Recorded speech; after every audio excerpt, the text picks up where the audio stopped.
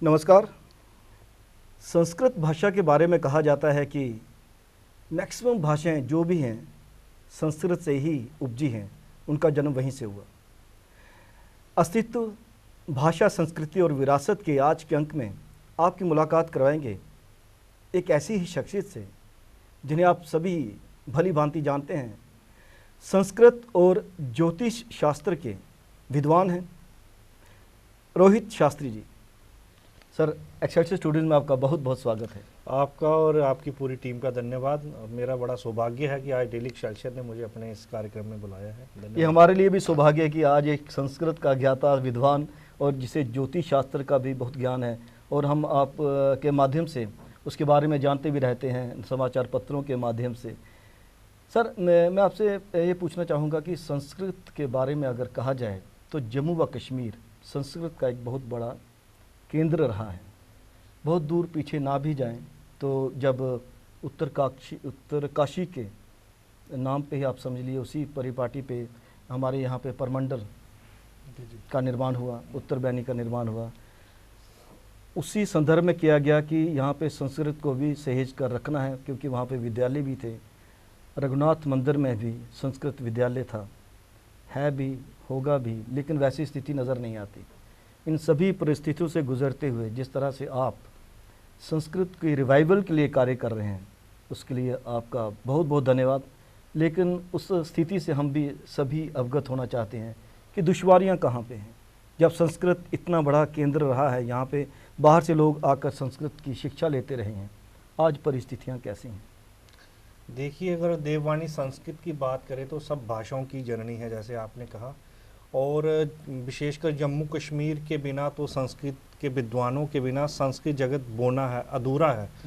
महर्षि कल्लन, अभिनव गुप्त, नीलमत पुराण, राजतरंगिणी, इतने इतने भव्य और दिव्य ग्रंथ यहाँ से हुए हैं। और विश्व के सबसे प्राचीन ग्रंथ ये हैं, इतिहास की हम चर्चा करें तो। और कालिदास जैसे संस्कृत के विद्वान हुए हैं, उनकी जन्मस्थली का किसी को पता नहीं, कोई काशी कहता है, कोई कश्मीर कहता है। और इतने बड़े विद्वानों की यह भूमि रही है। और वर्तमान में बीच में समय आया, मैं सरकारों को दोष नहीं दूंगा, यहाँ पे हमारा भी कुछ दायित्व बनता है। जिस प्रकार अभी एलजी साहब, जब मैं उनसे मिलना हुआ पहली बार तो नवंबर 2020 11 नवंबर को मैं उनको मिला, तो मैंने कहा कि माँ वैष्णो देवी का इतना बड़ा विश्वविद्यालय है, वहाँ पे संस्कृत विभाग ही नहीं है। अच्छा, तो देखिए विडम्बना, माता वैष्णो देवी में संस्कृत विभाग ही नहीं है। और एलजी साहब ने जनवरी में बैठक हुई और कहा कि मैं आपको बुलाऊंगा, इस पे चर्चा करेंगे और अभी खोलूंगा। और जनवरी ने उन्होंने वहाँ पे डिपार्टमेंट खोल दिया। डिपार्टमेंट खुलने के बाद वहाँ बच्चे एडमिशन लेने ही नहीं जाएंगे। तो अभी राज्यपाल जी के अथक प्रयासों से, श्राइन बोर्ड के अथक प्रयासों से और वहाँ के कुलपति जी के अथक प्रयासों से अभी 6 बच्चे दूसरे वर्ष वहाँ पे एडमिशन हुई थे। तो डिपार्टमेंट चल रहा है, सरकार तो कार्य कर रही है, पर संस्कृत के लोगों का भी दायित्व बनता है कि उस पर हम चलें।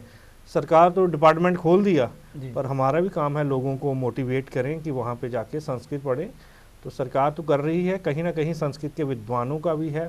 संस्कृत के विद्वान स्वयं तो हम संस्कृत की खाते हैं, चाहे वो ज्योतिषी है, चाहे पंडित है, चाहे संस्कृत का लेक्चरर है, पर अपने बच्चों को कहीं ना कहीं कॉन्वेंट स्कूल में पढ़ाते हैं। तो हम पहले स्वयं नहीं पढ़ेंगे तो किसी को कैसे कहेंगे?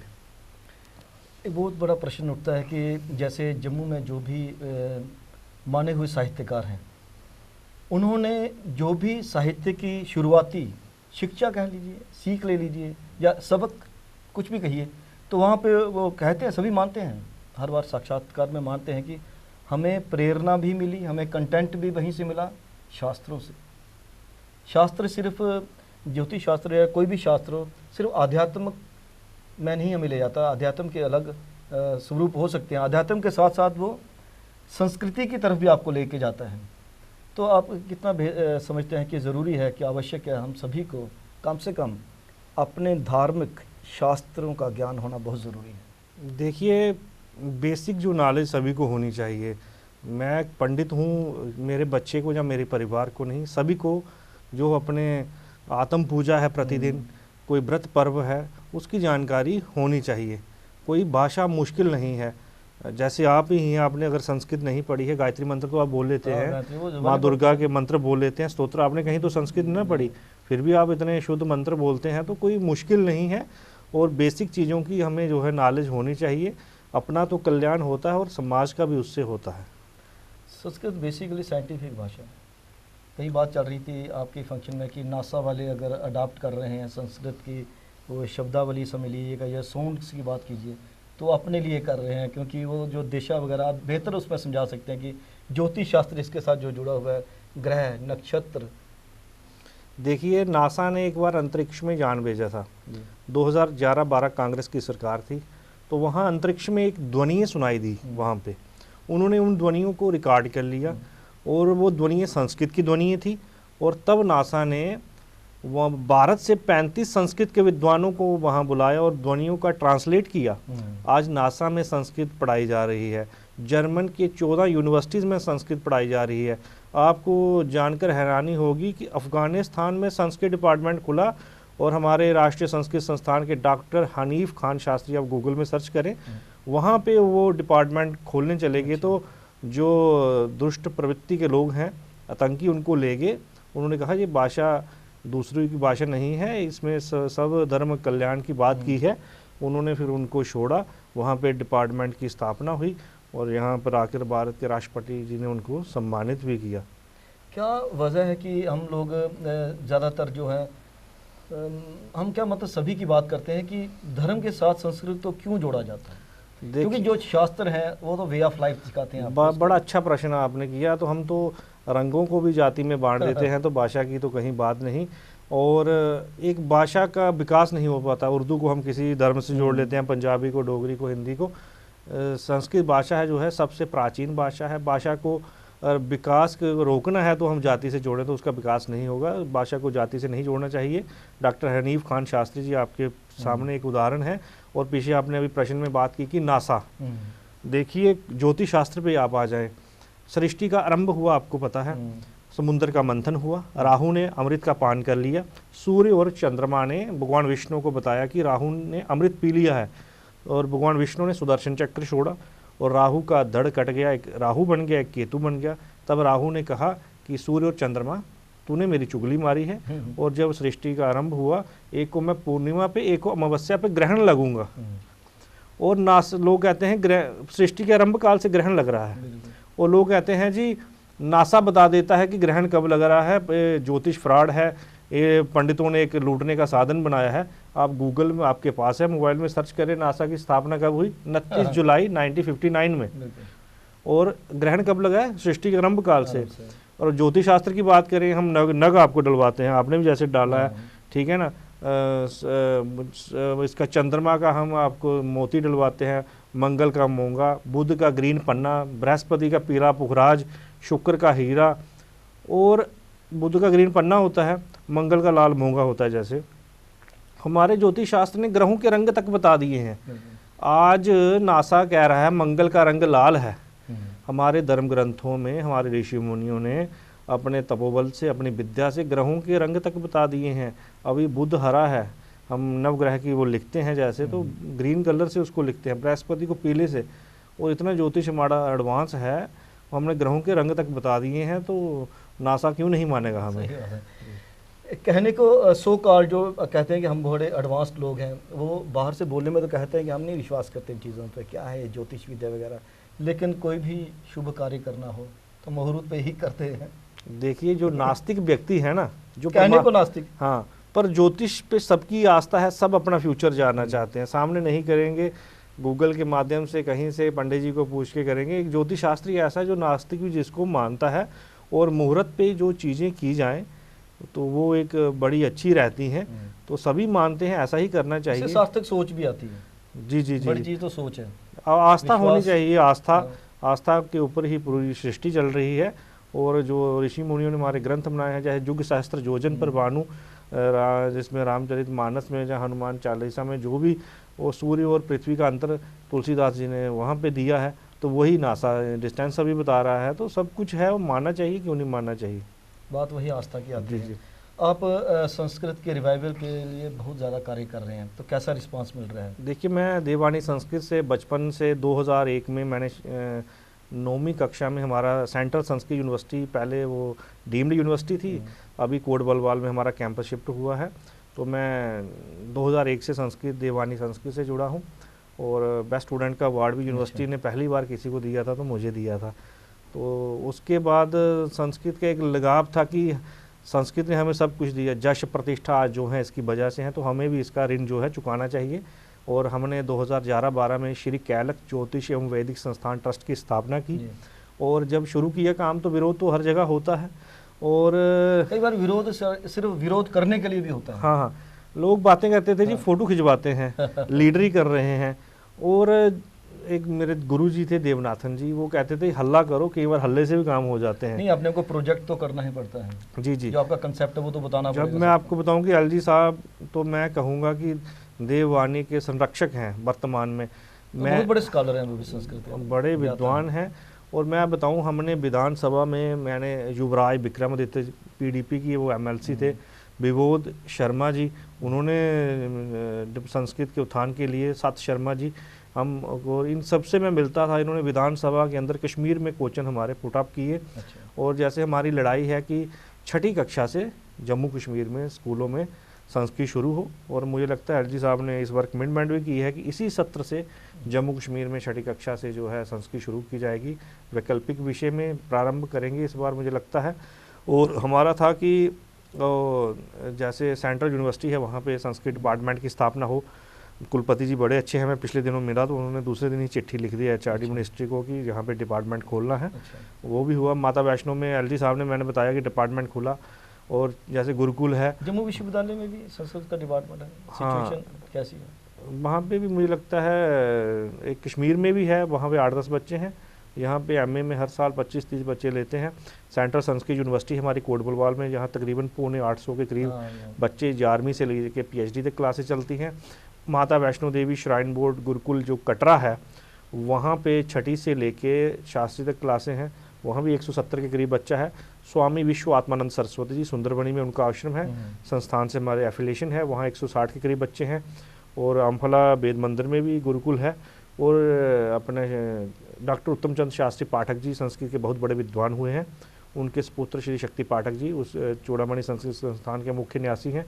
वहाँ भी वर्तमान में 35 के करीब 6ठी कक्षा से बच्चे वहाँ पे पढ़ रहे हैं। और यूनिवर्सिटीज़ में डिपार्टमेंट हैं, कॉलेज लेवल पे संस्कृत है, केंद्रीय विद्यालय में है। तो काफ़ी अभी रुझान लोगों का बड़ा है। पिछले दिनों हमने सिटीजन कोऑपरेटिव बैंक में एक दिन के लिए संस्कृत का वहाँ बैंकिंग में कार्य किया, लोगों को मोटिवेट किया। एक बियर हाउस को ही हमने संस्कृत बाजार बना दिया। अच्छा। और उसकी बहुत ही चर्चा हुई। उस दिन दीपक गुप्ता जी हैं बियर हाउस एसोसिएशन के अध्यक्ष, उनके सहयोग से बियर हाउस को संस्कृत बाजार बनाया। और मैं उज्जैन जाना हुआ तो विश्व स्तर पे उसकी चर्चा हुई। अच्छा। और एक मोबाइल गुरुकुल हमने शुरू किया है। अभी मैंने कुछ दिन पहले ही एलजी साहब का भाषण सुना, वो कटरा में गए थे, तो हमारा भी जिक्र किया, हमारे ट्रस्ट का भी किया और मोबाइल गुरुकुल का भी जिक्र किया। एक हमने वाहन लिया है, उसमें संस्कृत के विद्वान रहते हैं। अच्छा। और गांव-गांव जाके संस्कृत शुरू की जाती है। अब मैं थोड़े दिन के लिए बाहर था, तो अभी आया हूं, तो 1-2 दिन में वो मोबाइल गुरुकुल अभी आप देखेंगे कि सिटी में हर जगह घूमेगा। और ऐसे प्रयास कर रहे हैं। और ज़्यादा उद्देश्य यही है कि 6ठी से संस्कृत शुरू हो, उत्तर प्रदेश की तर्ज पर संस्कृत अकादमी की स्थापना हो, और संस्कृत का स्टेट अवार्ड शुरू होने चाहिए। राजस्थान में आपको जानकर हैरानी होगी कि संस्कृत मंत्रालय है, मिनिस्ट्री है अलग से। अच्छा।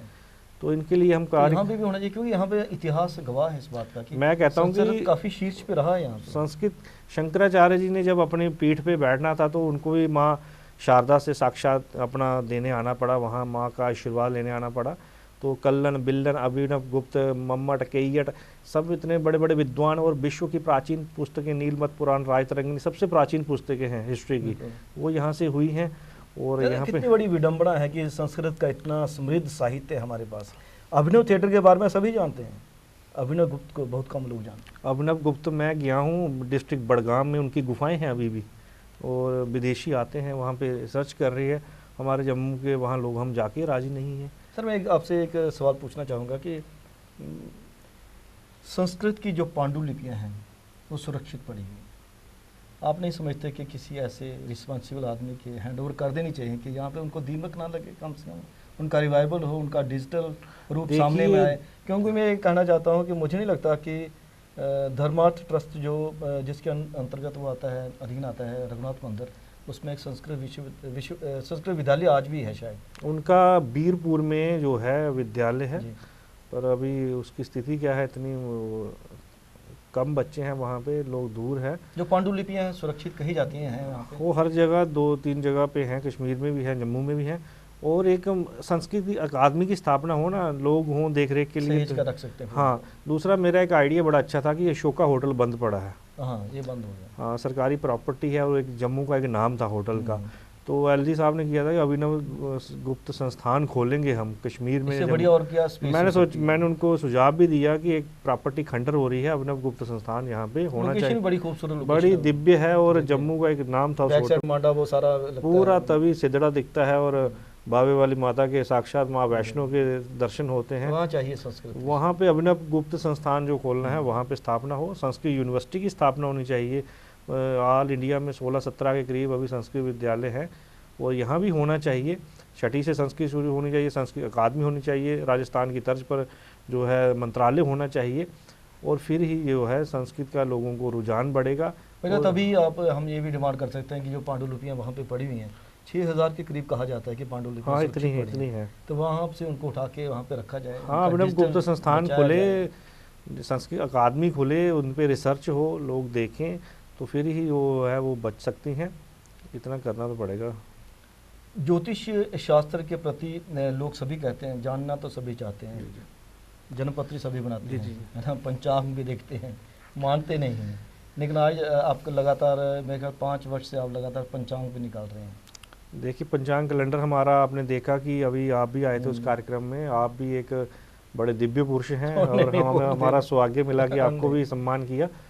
और हम एक पंचांग कैलेंडर निकालते हैं, उसमें देसी और अंग्रेजी, जैसे चैत्र शुक्ल प्रतिपदा 22 को है, अंग्रेजी की 22 है, देसी की इतनी है, और पक्ष वाइज हमने कैलेंडर निकाला कि लोगों को एक सहूलियत हो जाए। तारा कब डूब रहा है, डोगरी में भी दिया है, हिंदी में भी दिया है, वो हम निकाल रहे हैं। और डेली एक समाचार पत्र में भी मेरा प्रतिदिन पंचांग और राशिफल प्रकाशित होता है। और व्रत पर्व कौन से हैं, लोगों को अपनी संस्कृति से हम जोड़ते हैं, प्रयास किया जाता है। हमारा जो ये कार्यक्रम है उसका कंसेप्ट ये है कि अस्तित्व भाषा के माध्यम से, संस्कृति के माध्यम से अपनी विरासत को कैसे बचाया जाए। तो आपका भी कहना है कि संस्कृत माध्यम है अपनी संस्कृति को जानने का, अपनी विरासत को जानने का, उसको बचाने के लिए सभी को प्रयास तो करने ही होंगे। आपके साथ जो लोग जुड़ रहे हैं वो क्या, वो भी आप एक ट्री की तरह है ना, अलग अलग शाखाएं बनेंगी, तो वैसा ही कुछ प्लान है आपका हमने संस्कृत को बचाने के लिए? संस्कृत को बचाने के लिए वैसे ट्रस्ट की स्थापना की है। हम एक नए आइडियाज़ आप देखते हैं, मोबाइल गुरुकुल शुरू किया, वर्ल्ड का पहला मोबाइल गुरुकुल है। वाहन में जो है संस्कृत पढ़ाई जा रही है, वेयर हाउस को संस्कृत का बजा रहे, लोगों का एक रुझान बढ़े। और एक संस्कृत पढ़ा हुआ मैंने जैसे शास्त्री की है, आचार्य की है, मैं जैसे माता वैष्णो में भी फॉर्म भर सकता हूँ पंडित जी का, पुलिस में भी भर सकता हूँ। अगर आपने सिंपल BA की है आप वहाँ फॉर्म नहीं भर सकते, एक ऑप्शन है। लोग इसको घृणा की दृष्टि से देखते हैं कि फ्यूचर नहीं है संस्कृत में। संस्कृत के पढ़े हुए विद्वान को फ्यूचर तो रही, आजीविका का साधन भी होना चाहिए, पर मैंने कोई नहीं देखा कि संस्कृत का विद्वान जो बेकार बैठा है। पंडित नजर नहीं आते आजकल। हाँ, तो ठीक है, वेट करना पड़ता है। वेट में आज मेरे बच्चे का जन्मदिन था तो मैं भी 2 दिन को पूछा तो सब व्यस्त हैं, ठीक है ना। और संस्कृत का विद्वान कभी भूखा नहीं रह सकता, और इज्जत मान सम्मान जो संस्कृत के विद्वान को मिलता है, मुझे लगता है और किसी बादशाह को आप जी करके ही बुलाएंगे। दूसरा, ज्योतिष की आपने बड़ी अच्छी चर्चा की कि पैराशूट वाले ज्योतिषी बड़े आगे हैं, समझ गए ना। 2 महीने लगाते हैं, नेट से जानकारी ली, ऐप के माध्यम से डाला, ज्योतिष से कोई लेना देना ही नहीं है। वो भी कैलेंडर निकाल रहे हैं, वो भी प्रेडिक्शनें कर रहे हैं, उन्होंने भी ज्योतिष अपने कार्यालय खोले हैं। एक सिंपल सा मैं प्रश्न पूछूंगा, एक डेंटल का सर्जन है, डेंटल है, वो सर्जरी तो नहीं कर सकता। एक आई का डॉक्टर है, वो स्किन का डॉक्टर तो नहीं बन सकता। एक हार्ट का डॉक्टर है, वो हड्डियों का डॉक्टर तो नहीं बन सकता। ऐसे ही इसमें भी विषय हैं, ज्योतिष है, व्याकरण है, साहित्य है। साहित्य अब जानकारी होना अलग बात है, और ज्योतिष कार्यालय खोल के किसी को प्रेडिक्शन करना, उसको ठीक भविष्यवाणी है ना। बताना, वो हाँ, पैराशूट वाले मैं कहूँगा जोशी बहुत हो गए हैं, इनसे थोड़ा रहें। और लोगों को जो है डराते हैं, ऐसा हो जाएगा, ये करो वो करो, ऐसा तो नहीं उसके होना। उपचार भी बताते हाँ, हैं। उपचार भी बताते हैं, ये करो वो करो, ऐसा नहीं है। और नग जो होते हैं ना सस्ते, वो पहन, नगों का मैं विरोध नहीं करता, नग पहने सस्ते वाले। और लोगों ने नगों का व्यापार बना लिया है आजकल, पुखराज डालो, हाँ, अपने लेटर पैड पे लिख के दे रहे हैं, ये कर। यथाशक्ति है वो। देखो, नवग्रहों की 9 औषधियाँ हैं। जब हमारी शादी होती है, जब पूजन होता है घर में, जैसे चंद्रमा का पलाश है, सूर्य का देसी अक है, मंगल का खैर है, बुध का प्रकंडा है, बृहस्पति का पीपल है, शुक्र का रुंबल है ना, शनि का जंड है, राहु केतु का अपना कुश और दब है, और ध्रुवा।